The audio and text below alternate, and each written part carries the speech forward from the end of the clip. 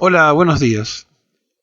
Muchas veces se pregunta uno cuál sería el tema central ante lo monotemático de una sociedad que viene siempre reclamando por lo mismo.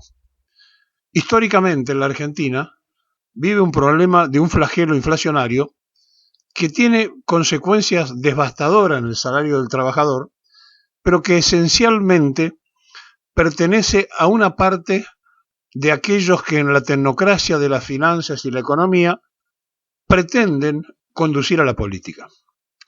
En la Argentina ha habido muchísimas demostraciones del principal yerro histórico de los políticos, porque cuando se carece de verdaderos artífices de la política que conduzcan política, porque muchas veces confundimos candidaturas con conducción, son dos cosas diferentes. Un referente puede ser popular para una candidatura o viceversa, y en el movimiento o lo que él debe conducir como partido o lo que fuere no existe porque o es colegiada la conducción o son varios los que opinan y conducen. Pero cuando hay una carencia de esa conducción, entonces uno en la sociedad recibe impactos de análisis diferentes que van conspirando a diario para que no se interprete cuál es la realidad. Y la realidad indica que los políticos han descansado todo su esfuerzo electoral, todo su esfuerzo de trabajo para llegar a un lugar, como no son especialistas, en alguien o en algunos que se consideran especialistas, los convocan y entonces empiezan a partir de allí a perder su propia soberanía de conducción. Es decir, ya no son ellos, sino el proyecto económico de alguien que nadie votó, que nadie eligió, salvo el votado que indirectamente lo pone en ese cargo, y se hacen los referentes de distintos turnos. Por eso, cuando uno se mete en este tipo de análisis, tiene que mirar hacia atrás. Cuando mira hacia atrás, se va a encontrar con dos casos puntuales. Dos economistas, uno que nacía un día como hoy, Domingo Felipe Cavallo, y otro Álvaro Alzogaray. Cuando intentaron el proyecto político, fracasaron. Es decir, los economistas cuando fueron al consenso popular del voto, fracasaron. Ahora, la pregunta es, cuando esto viene al revés, cuando en el caso de Sergio Massa, asume la conducción económica viniendo ya con referencia política, de haber ganado elecciones, de los que lo votaron para ser intendente, que lo votaron y ganó una elección al kirchnerismo en la provincia de Buenos Aires, y todo lo que ya conocemos de su vida. Y entonces aquí viene la otra pregunta. ¿Está bien o está mal que un político maneje economía? No, es lo que debe hacer. Cuando Néstor Kirchner arrancó con su campaña, consiguió votos porque dijo voy a ser el conductor del proyecto económico, porque claro, son decisiones políticas, no son ni financieras ni económicas. Y entonces aquí, para poder hacer esto, no hacen falta candidatos, porque candidatos sobran.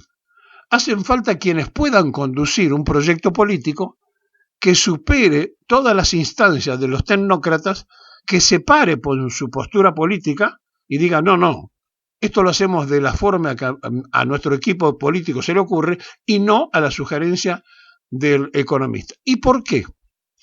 Porque las teorías económicas que se enseñan en la Universidad Argentina, ninguna de ellas se basa en aquello que hizo feliz al pueblo argentino. Siguen hablando de marxismo, de liberalismo, siguen hablando de cosas que no son reales en los distintos turnos que le tocaron a los gobiernos nacionales. Y entonces, cuando aparece un proyecto económico político que satisfizo y resolvió problemas, en lugar de enseñarlo en la universidad, en lugar de detenerse y estudiarlo, en lugar de profundizarlo, se siguen con las teorías que vienen de afuera, se enseñan en cátedras donde se forman con teorías de análisis que no son nuestras, y todo eso traspasa los límites de lo posible y aparecen después los encantadores de serpiente como el Cachivache, que sale a decir que es un proyecto nuevo, el proyecto que tiene Milei, que es el más viejo de la historia, porque es el proyecto liberal de Adam Smith. Entonces, ¿de qué estamos hablando? Bueno, de algo que es lo que no nos deja a nosotros hacer un análisis objetivo. Debemos votar y debemos elegir. Y en realidad nosotros optamos, no elegimos por lo general. Y entonces acá viene el otro cortocircuito de la sociedad. ¿Y por qué optamos y no elegimos? Y porque son siempre los mismos, contesta de pronto en conjunto el que está escuchando en cualquier lugar de una reunión. ¿Y por qué son los mismos? Porque no se participa, porque no se activa y porque la sociedad argentina estuvo acostumbrada a la comodidad de aquellos que condujeron con éxito y empezaron a descansar en los conductores que llevaron la política al éxito y no cuidaron todo aquello que se había logrado. Y los que fueron cosas de sacrificio, de lucha, de mucha gente que dio la vida, como el tener derecho a elegir y a ser elegidos, el poder votar, no se cuida porque se cree que siempre existió. Los jóvenes que van a ir a votar no saben la gente que dio su vida para que pudiéramos votar libremente. Las mujeres cuando ponen el voto piensan que sin Evita no hubiesen votado jamás, que para los radicales, los socialistas, los conservadores de aquella época no eran iguales, no tenían los mismos derechos y por lo tanto no tenían ninguna opción de elegir ni de ser elegidos. No, no lo piensan, porque creen que es un derecho adquirido de la historia que viene desde siempre, y no viene de siempre. Viene de las luchas y de las conquistas de las mujeres peronistas que Evita preparó como censistas primero, como militantes después, como candidata luego, y como varias de ellas presas en la resistencia después. Entonces no es nada de lo que nos pasa regalado, sino que se han encargado de manejar la contracultura para que la sociedad viva la confusión en el análisis, que no llegue nunca a analizar. Y que entonces digamos todos juntos, me incluyo, bueno, esto no da para más, estos políticos nos cansaron, no existe una solución distinta. Esto no es real, porque el ser humano es un ente político. Lo que estamos hablando es que hay una tremenda sobreactuación de candidatos y no existen pensadores estructurales de los proyectos políticos. Miren, Perón se detuvo a pensar, fue lo más importante que hizo. Se detuvo, pensó, planificó, luego ejecutó, cumplió esa planificación y se transformó en el hacedor de 120.000 obras públicas en 9 años de gobierno. 120.000 obras públicas. ¿Ustedes se imaginan lo que es en la dimensión de lo que estamos hablando? Era poner en marcha una gigantesca construcción que movilizaba todas las industrias del país. Es decir, se detuvo a pensar. Primero pensó, luego planificó, posteriormente aplicó la planificación y la ejecutó, cuidando lo que había pensado y cuidando lo que había intentado analizar previamente. Y entonces la Argentina de lo atamos con alambre, la Argentina de la improvisación, que existió siempre, porque tenemos ese don, esa cualidad de salir de cada uno de los atolladeros como podemos y seguir adelante, todo eso que hizo que fuéramos un pueblo duro, difícil de vencer, porque tuvimos represión, subversión, guerra interna, guerra externa, corralito, corralón, y no nos vencieron, todavía estamos de pie. Sin embargo, nos estrellamos porque tenemos un pensamiento rotativo constante. Es decir, pasa tal cosa, pasa tal otra, pero hacemos poco por modificar la realidad.